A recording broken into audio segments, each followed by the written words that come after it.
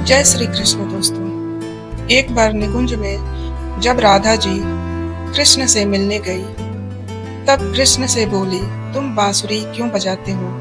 कृष्ण कहते हैं, तुम्हें बुलाने के लिए। राधा जी कहती हैं, जब तुम बांसुरी बजाते हो तब मैं सब कुछ भूलकर, सब छोड़ छाड़ कर भागी चली आती हूँ। कृष्ण कहने लगे, ऐसा क्या है मेरी इस बांसुरी में? राधा जी कहती हैं, कृष्ण तुम ये प्रेम विरह कभी नहीं समझोगे। यदि तुम राधा होते तब तुम्हें पता चलता। कृष्ण कहते हैं, यदि मैं राधा और तुम कृष्ण होती तो क्या करती? राधा जी कहने लगी, फिर मैं तुम्हें मेरे विरह में तड़पते देखती, तब मुझे तुम्हारी तरह बड़ी आनंद की अनुभूति होती। तब कृष्ण कहते हैं, राधा यदि ऐसा है तो मैं कलयुग में चैतन्य के रूप में अवतार लूंगा, जिनका शारीरिक परिवेश तो कृष्ण का होगा, किंतु उनकी मानसिकता राधा की होगी, और मैं राधा भाव लेकर ही अवतरित होऊंगा, क्योंकि मैं जानता हूँ कि वह प्रेम, माधुर्य और सुख कैसा है।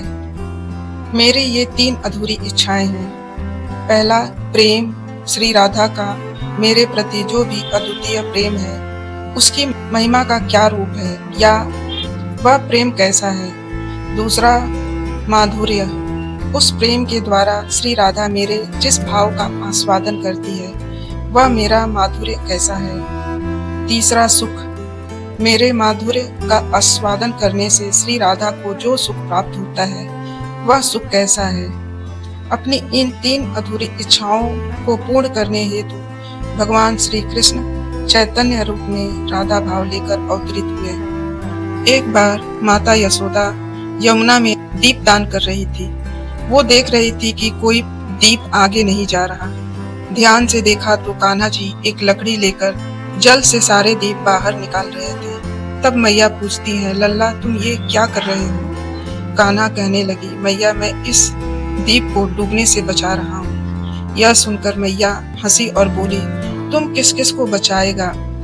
यह सुनकर कान्हा जी ने बहुत सुंदर जवाब दिया, माँ मैंने सबको ठीको थोड़े ले रखो है, जो मेरी ओर आएगा उनको मैं बचाऊंगा। इसलिए भगवान से संपर्क में रहें, उनसे जुड़े। बहुत से लोगों की ऐसी धारणा है कि जब भगवान की कृपा होती है तब धन, ऐश्वर्य, स्त्री पुरुष, मान, कीर्ति और शरीर संबंधी अनेक भोगों की प्राप्ति होती है। जिन लोगों के पास भोगों का बाहुल्य है, बस केवल उन्हीं पर भगवान की कृपा है, या भगवत कृपा उन पर है कि जिनकी विपत्ति को भगवान टाल देते हैं। भगवत कृपा का इस प्रकार क्षुद्र अर्थ करने वाले लोग बड़े दया के पात्र हैं। ऐसे लोगों को भगवत कृपा का यथार्थ अनुभव नहीं है।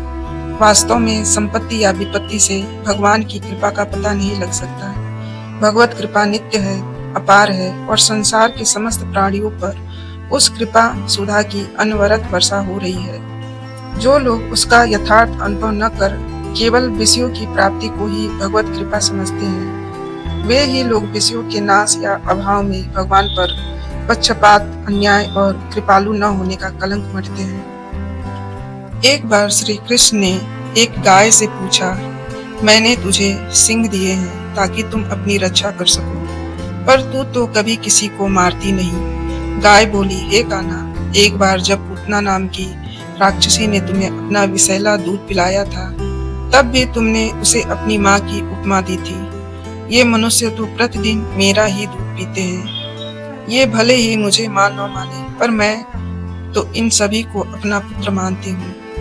भला मैं कैसे इन्हें मार सकती हूँ? भगवान की आंखों में अश्रु आ गए और उन्होंने उसी अश्रु के बूंदों को अंजलि में लेकर यह संकल्प लिया, हे गौमया, तू महान है।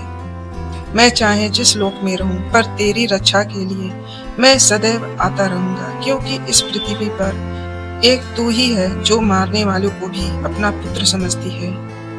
एक बार एक अत्यंत गरीब महिला जो श्री कृष्ण पर अटूट विश्वास रखती थी, अत्यंत ही विकट स्थिति में आ गई। कई दिनों से खाने के लिए पूरे परिवार को नहीं मिला। एक दिन उसने रेडियो के माध्यम से श्री कृष्ण को अपना संदेश भेजा कि वे उसकी मदद करें। यह प्रसारण एक नास्तिक, घमंडी और अहंकारी उद्योगपति ने सुना और उसने सोचा कि क्यों न इस महिला के साथ कुछ ऐसा मजाक किया जाए कि उसकी श्री कृष्ण के प्रति आस्था डगमगा जाए। उसने अपने सेक्रेटरी को कहा कि वह ढेर सारा खाना और महीने भर का राशन उसके घर पर देकर आए, और जब महिला पूछे किसने भेजा तो कह देना कि शैतान ने भेजा है। जैसे ही महिला के पास सामान पहुंचा, पहले तो उसके परिवार ने तृप्त होकर भोजन किया, फिर वह सारा राशन अलमारी में रखने लगी। जब महिला ने पूछा नहीं कि यह सब किसने भेजा है, जब सेक्रेटरी से नहीं रहा गया, तो उसने कहा, आपको क्या जिज्ञासा नहीं कि यह सब किसने भेजा है? उस महिला ने बेहतरीन जवाब दिया, मैं इतना क्यों सोचूं या पूछूं, मुझे मेरे श्री कृष्ण पर पूरा भरोसा है। मेरा कृष्ण जब आदेश देता है तो शैतानों को भी उस आदेश का पालन करना पड़ता है। एक बार उत्तरा ने श्री कृष्ण से कहा, मेरी रक्षा कीजिए। अश्वत्थामा ने ब्रह्मास्त्र का प्रहार मेरे गर्भ पर किया है, मेरे इस अंश के प्राण ले लेगा, मुझे पांडव वंश बचाना है, मेरी रक्षा कीजिए। कुंती और 5 पांडव हाथ जोड़कर श्री कृष्ण के सामने खड़े हो गए और बोले, आप हमारी रक्षा करें। श्री कृष्ण ने आंखें बंद की और सूक्ष्म रूप में उत्तरा के गर्भ में प्रवेश कर गए। अपनी माया की कवच से उत्तरा के गर्भ में पल रहे शिशु को ढक दिया। जैसे ही ब्रह्मास्त्र आया, श्री कृष्ण ने उसे शांत कर दिया। इसके बाद पांडवों ने हाथ जोड़कर श्री कृष्ण से कहा, कृष्ण, हम मान गए, आप अपने भक्तों की रक्षा के लिए क्या क्या नहीं करते हैं। आपने गर्भ में जाकर उस शिशु की रक्षा की। श्री कृष्ण ने कहा, जो मेरे भक्त मेरे भरोसे होते हैं, मुझे उनका भरोसा रखना पड़ता है। एक आदमी ने नारद मुनि से पूछा, मेरे भाग्य में कितना धन है? नारद मुनि ने कहा, भगवान विष्णु से पूछकर कल बताऊंगा। नारद मुनि ने कहा, 1 रुपया रोज तुम्हारे भाग्य में है। आदमी बहुत खुश रहने लगा। उसकी जरूरतें 1 रुपये में पूरी हो जाती थी।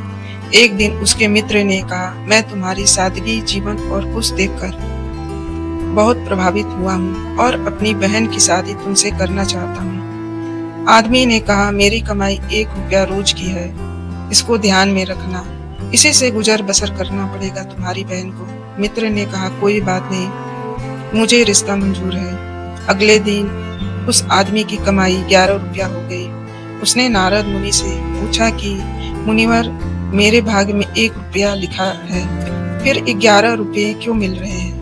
नारद मुनि ने कहा, तुम्हारा किसी से रिश्ता या सगाई हुई है क्या? हाँ हुई है, उसने जवाब दिया। तो यह तुमको 10 रुपये उसके भाग्य के मिल रहे हैं, इसको जोड़ना शुरू करो, तुम्हारे विवाह में काम आएंगे। नारद जी ने जवाब दिया। एक दिन उसकी पत्नी गर्भवती हुई और उसकी कमाई 31 रुपये होने लगी। फिर उसने नारद मुनि से पूछा, हे मुनिवर, मेरी और मेरी पत्नी के भाग्य के 11 रुपये मिल रहे थे, लेकिन अब 31 रुपये क्यों मिल रहे हैं? क्या मैं कोई अपराध कर रहा हूँ या किसी त्रुटिवश ये हो रहा है? मुनिवर ने कहा, यह तेरे बच्चे के भाग्य के 20 रुपये मिल रहे हैं। हर मनुष्य को उसका भाग्य का मिलता है। किसके भाग्य से घर में धन दौलत आती है हमको नहीं पता, लेकिन मनुष्य अहंकार करता है कि मैंने बनाया, मैंने कमाया, मेरा है, मेरी मेहनत, मैं कमा रहा हूँ, मेरी वजह से हो रहा है। मगर वास्तव में किसी को पता नहीं कि हम किसके भाग्य का खा रहे हैं। इसलिए अपनी उपलब्धियों पर अहंकार कभी नहीं करना चाहिए। एक बार एक महात्मा बाजार से गुजर रहे थे।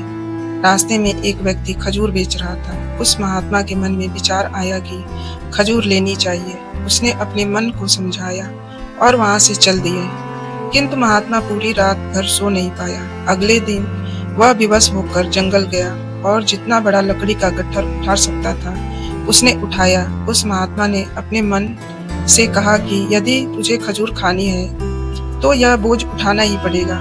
महात्मा थोड़ी दूर ही चलता, फिर गिर जाता, फिर चलता और फिर गिरता। उसमें एक गट्ठर उठाने की हिम्मत नहीं थी, लेकिन उसने लकड़ी की भारी भारी 2 गट्ठर उठा रखे थे। 2-2.5 मील की यात्रा पूरी करने के बाद वह शहर पहुंचा और उन लकड़ियों को बेचकर जो पैसे मिले उससे खजूर खरीदने के लिए जंगल चल दिया।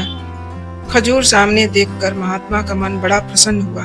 महात्मा ने उन पैसों से खजूर खरीदे, लेकिन महात्मा ने अपने मन से कहा कि आज तूने खजूर मांगी है, फिर तेरी कोई और इच्छा करेगी। कल अच्छे अच्छे कपड़े और स्त्री मांगेगा। अगर स्त्री आई तो बाल बच्चे भी होंगे, तब तो मैं पूरी तरह से तेरा गुलाम ही हो जाऊंगा। सामने से एक मुसाफिर आ रहा था। महात्मा ने उस मुसाफिर को बुलाकर सारी खजूर उस आदमी को दे दी और खुद को मन का गुलाम बनने से बचा लिया। यदि मन का कहना नहीं मानोगे तो जीवन का लाभ उठाओगे, यदि मन की सुनोगे तो मन के गुलाम बन जाओगे।